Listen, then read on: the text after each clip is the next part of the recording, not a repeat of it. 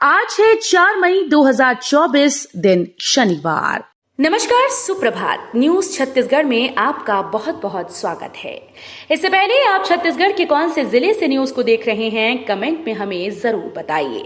साथ ही daily update रहने के लिए चैनल को सब्सक्राइब जरूर करें। एलपीजी उपभोक्ताओं के लिए काम की खबर। अब डिलीवरी मैन ही सिलेंडर देते वक्त करेगा गैस उपकरणों की जांच। एलपीजी उपभोक्ताओं के लिए अच्छी खबर है कि अब उनके घर गैस उपकरणों की जांच सिलेंडर घर पहुंचाने वाला डिलीवरी मैन ही करेगा। ये जांच पूरी तरह से निःशुल्क होगी और इसमें डिलीवरी मैन या मैकेनिक आग सुरक्षा नियमों की जांच करेगा। साथ ही उपभोक्ता भी इसके बारे में शिक्षित करेगा।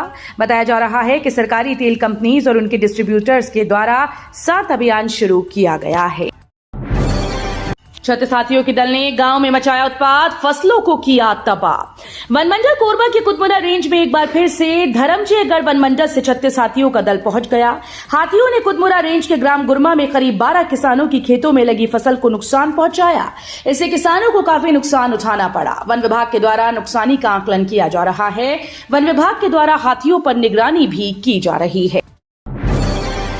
बस्तर के विद्यार्थियों के लिए खुशखबरी, अब जिले में दे सकेंगे नीट की परीक्षा।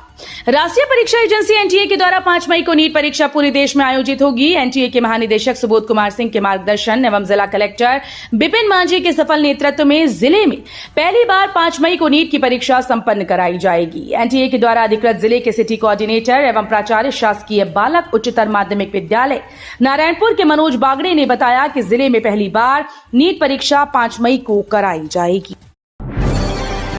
चुनाव में अब डिजिटल प्रचार जोरों पर। भाजपा कांग्रेस से मतदाताओं को रोज 1 लाख से ज्यादा एसएमएस और फोन। रायपुर लोकसभा के लिए मतदान 7 मई को होना है। बड़ा लोकसभा क्षेत्र होने की वजह से भाजपा और कांग्रेस के उम्मीदवार सभी जगहों पर पहुंचने की पूरी कोशिश कर रहे हैं, लेकिन 23.75 लाख मतदाताओं तक पहुंचने के लिए दोनों अब पूरा जोर डिजिटल प्रचार पर लगा रहे हैं। उनकी ओर से हर दिन औसतन 1 लाख फोन और एसएमएस लोगों को भेजे जा रहे हैं।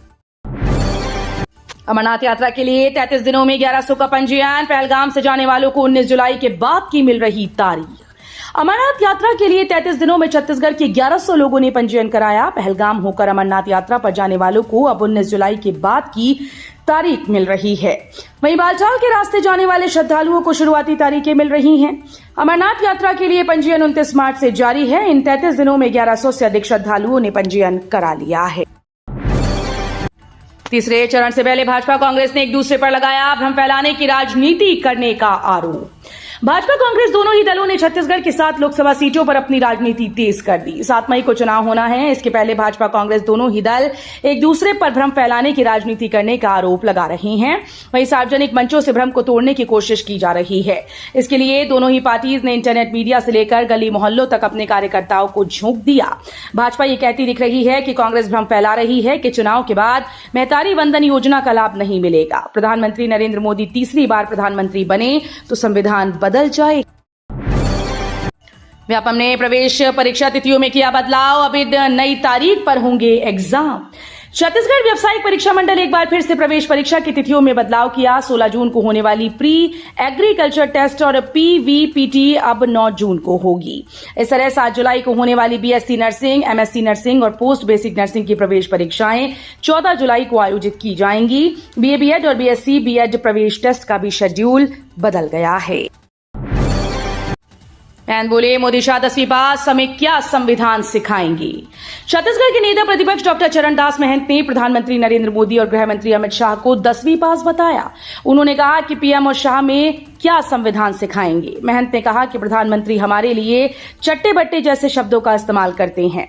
ये प्रधानमंत्री को शोभा नहीं देता। ये सड़क छाप लोगों की भाषा है। गौरेला पेंड्रा मरवाही जिले में मीडिया से महंत ने कहा कि कोविड वैक्सीन कोविशील्ड लगवाने के बाद खुद की सेहत में गिरावट महसूस कर रहा हूं। 10वीं 12वीं के रिजल्ट से पहले छत्तीसगढ़ बोर्ड ने दिया बड़ा अपडेट। छत्तीसगढ़ में पिछले 3 वर्षों से बोर्ड परीक्षाओं में छात्राओं का दबदबा रहा। 10वीं और 12वीं बोर्ड परीक्षा में बालक से ज्यादा बालिकाएं शामिल हो रही हैं और परिणाम भी उनके पक्ष में रहता है। वर्ष 2021 से 23 तक 3 वर्षों में बालक से ज्यादा बालिकाएं 10वीं और 12वीं बोर्ड परीक्षा में बैठी। परिणाम में बालिकाओं का दबदबा रहा। केवल 2021 में कोरोना काल होने के कारण 10वीं बोर्ड परीक्षा न होने के कारण सभी को पास कर दिया गया। लोक प्रशिक्षण केंद्र में चलाया गया स्वच्छता अभियान। बिलासपुर के उसलापुर में प्रशिक्षुओं ने किया पौधारोपण। छत्तीसगढ़ के बिलासपुर में विद्युत लोको प्रशिक्षण केंद्र उसलापुर के आसपास स्वच्छता और हरियाली युक्त वातावरण के लिए प्रशिक्षुओं ने श्रमदान के तहत स्वच्छता अभियान चलाया। प्रशिक्षण केंद्र उसलापुर के प्राचार्य के मार्गदर्शन में स्वच्छता अभियान के अंतर्गत प्रशिक्षुओं ने अनुदेशक गण एस.के. मिश्रा और एस. उपाध्याय के निर्देशन में प्रशिक्षण केंद्र के बाहरी परिसर की सफाई की। छत्तीसगढ़ में कुर्मी भी होंगे पुरोहित। समाज ने संस्कारों में आत्मनिर्भर होने शुरू कराई ट्रेनिंग।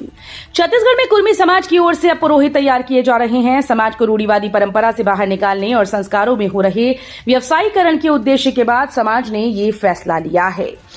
वर्तमान में दर्जन भर पुरोहित 16 संस्कारों में से 8 संस्कार संपन्न करा रहे हैं। आने वाले दिनों में प्रत्येक जिले से 10-10 मास्टर ट्रेनर और हर विकासखंड से 50-50 पुरोहित तैयार करने की योजना समाज बना रहा है।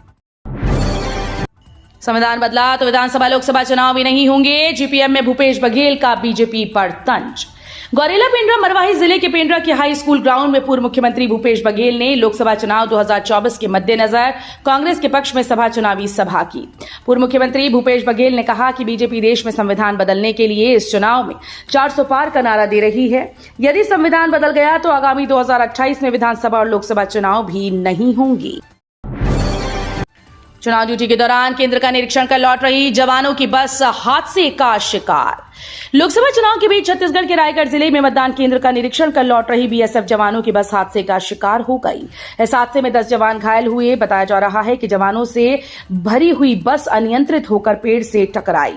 बता दें कि छत्तीसगढ़ के रायगढ़ जिले में शुक्रवार को मतदान केंद्र का निरीक्षण कर लौट रहे बीएसएफ के जवानों से भरी बस अनियंत्रित होकर पेड़ से टकरा गई।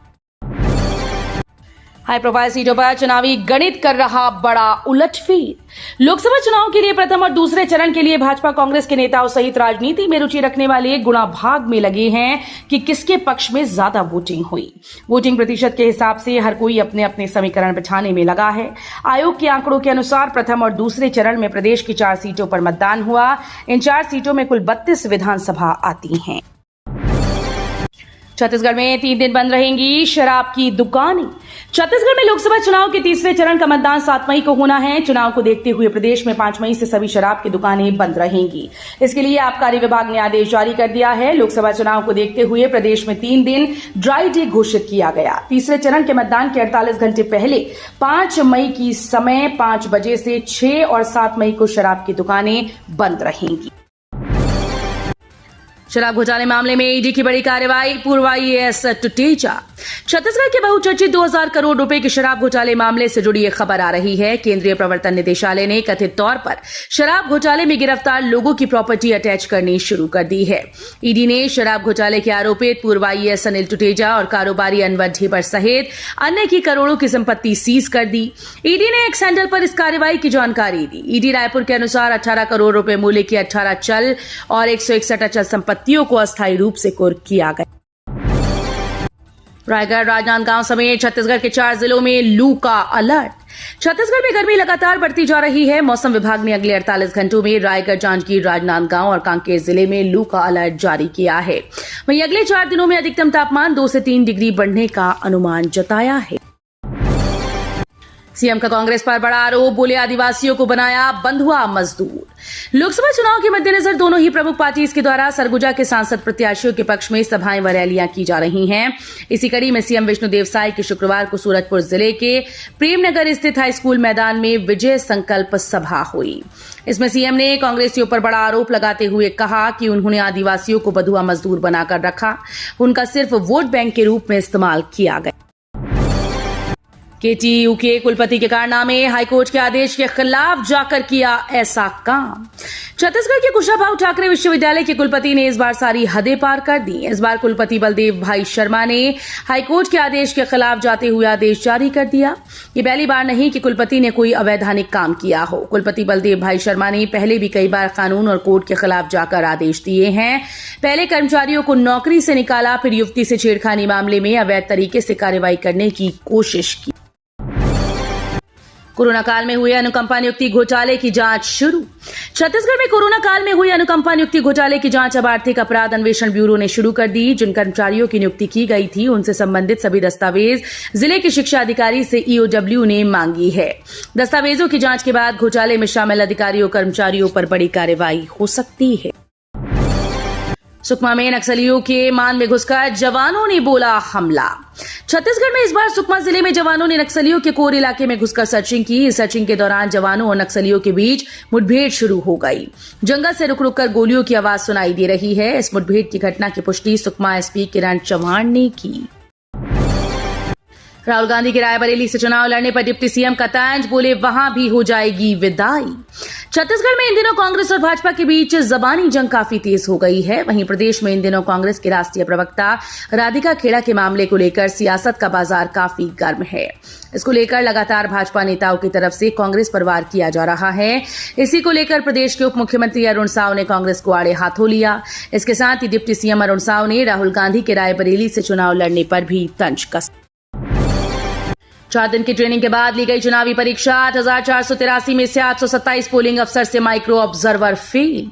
लोकसभा चुनाव सिर पर है। 4 दिनों के बाद तीसरे चरण में रायपुर लोकसभा के लिए मतदान होना है, लेकिन चुनावी परीक्षा में अफसरों से लेकर माइक्रो ऑब्जर्वर तक फेल होते नजर आ रहे हैं। दरअसल लोकसभा चुनाव में मतदान केंद्रों की कमान संभालने वाले मतदान कर्मियों का 4 दिन का प्रशिक्षण कार्यक्रम 2 चरणों में पूरा हो चुका है।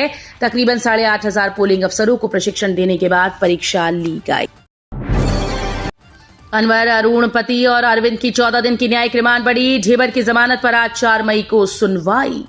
करोड़ों के शराब घोटाले मामले में ईओडब्ल्यू की गिरफ्त में आकर जेल में बंद होटल कारोबारी अनवर ढेबर, पूर्व आबकारी अधिकारी अरुण पति त्रिपाठी और पूर्व बीएसपी कर्मी अरविंद सिंह की 14 दिन तक न्यायिक रिमांड खत्म होने पर गुरुवार को कोर्ट में पेशी हुई। कोर्ट ने तीनों आरोपितों की न्यायिक रिमांड बढ़ाते हुए दोबारा 14 दिन के लिए न्यायिक रिमांड पर जेल भेजने का आदेश दिया।